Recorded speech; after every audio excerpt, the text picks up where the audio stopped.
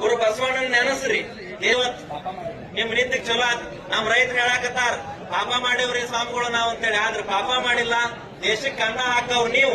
ನಿಮ್ಮ ಕಣ್ಣೀರಿನ ಒಂದು ಹನಿ, ನಿಮ್ಮ ಕಣ್ಣೀರಿನ ಬಿಸಿ ಹನಿ ಸರ್ಕಾರಕ್ಕೆ ತಟ್ಟದನ್ನುವಂತಹ ಈ ಮಾತನ್ನ ಹೇಳ್ತಾ ನಾ ಚಿಕ್ಕೊಳ್ಬೇಕು.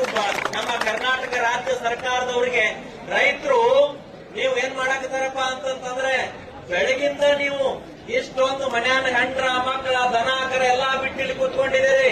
ನೀವು ಲೆಕ್ಕಕ್ಕಿಲ್ಲ ಅವ್ರಿಗೆ. ಯಾರೋ ಒಬ್ರು RSS ಬ್ಯಾನ್ ಮಾಡ್ರಿ ಅಂತ ಪತ್ರ ಬರೆದ್ರೆ ದೌಡ ನಿರ್ಣಯ ತಗೋತಾರೆ. ಏನ್ ಅನ್ಬೇಕು ಇವ್ರಿಗೆ?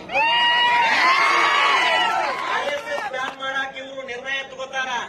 ಎಂತ ಕ್ಷುಲ್ಲಕ ಒಂದು ಸಿಎಂ ಅನ್ನ ಕರ್ನಾಟಕ ದುರ್ದೈವ ನಮ್ದು ಇವತ್ತು ದಿವಸ ಹೇಳ್ಬೇಕು ಅಂತಂದ್ರೆ. ಫ್ಯಾಕ್ಟರಿ ಮಾಲಕರು ಅವರೇ ಆಗ್ಯಾರ, ಸಿಎಂ ಅವರೇ ಆಗ್ಯಾರ, ಮಂತ್ರಿಗಳು ಅವರೇ ಆಗ್ಯಾರ. ನೀವು ಸುಮ್ನೆ ಇಡಬೇಡ್ರಿ, ಬಿಟ್ರಿ ನಾಡನ್ನ ಮಾರ್ಕೊಂಡ್ ತಿಂತಾರ ಮುಂದಿನ ನಿರ್ಮಾಣದಲ್ಲಿ. ಅದಕ್ಕಾಗಿ ಬಹಳ ಎಚ್ಚರದಿಂದಿರ್ರಿ. ನಾಳೆ ಏನಾದ್ರೂ 10 ಗಂಟೆ ಒಳಗೆ ನಿರ್ಣಯ ಸಿಗದೇ ಇದ್ರ ನಿಮ್ಮ ಪರವಾಗಿ ನಿಮ್ಮ ಹೋರಾಟ ಇಲ್ಲಿ ಉಗ್ರ ಆಗ್ತದ. ಒಬ್ಬ ಕರ್ನಾಟಕದ ಸನ್ಯಾಸಿ ಅಮರನಾಥ ಉಪವಾಸವನ್ನ ಕೈಗೊಳ್ತಾನೆ ಅನ್ನುವಂಥದ್ದನ್ನ ನೀವು ಮರೆಯಬಾರದು. ಖಂಡಿತವಾಗಲೂ ನಿಮ್ಮ ಕಬ್ಬಿನ ಬೆಳೆಗೆ ಸರಿಯಾದ ಬೆಲೆಯನ್ನ ಕೊಡ್ಲಿಕ್ಕೆ ನಾನು ಉಪವಾಸ ಕೂಡ್ತೇನೆ. ಫ್ಯಾಕ್ಟರಿ ಮಾಲಕರು ವಿಚಾರ ಮಾಡ್ರಿ ಸ್ವಲ್ಪ. ಇವತ್ತು ರಾತ್ರಿ ಕೂತ್ಕೊಂಡು ಯಾರ್ಯಾರು ಫ್ಯಾಕ್ಟರಿಗಳನ್ನ ಇಟ್ಕೊಂಡಿರಲ್ಲ, ನೀವು ವಿಚಾರ ಮಾಡ್ರಿ. ಯಾಕಂದ್ರೆ ಒಬ್ಬ ಸನ್ಯಾಸಿ ಉಪವಾಸ ಕೊಡ್ತಾನಂತಂದ್ರೆ ಅದು ಸಾಮಾನ್ಯದ ಮಾತಲ್ಲ. ಅದು ಯಾರ ಪರವಾಗಿ? ನಿಮ್ಮ ರೈತರ ಪರವಾಗಿ. ಯಾಕಪ್ಪ ಅಂತಂತಂದ್ರೆ ನಮಗೇನು ಹೆಂಡ್ರಿಲ್ಲ, ಮಕ್ಕಳಿಲ್ಲ, ಏನಿಲ್ಲ, ತೊಟ್ಟದಕ್ಕೆ ಯಾರ್ಯಾರು ಉಪವಾಸ ಕುಂಡ್ರಾಕು ರೆಡಿ, ಹೋರಾಟ ಮಾಡಾಕು ರೆಡಿ ನಿಮ್ಗೆ.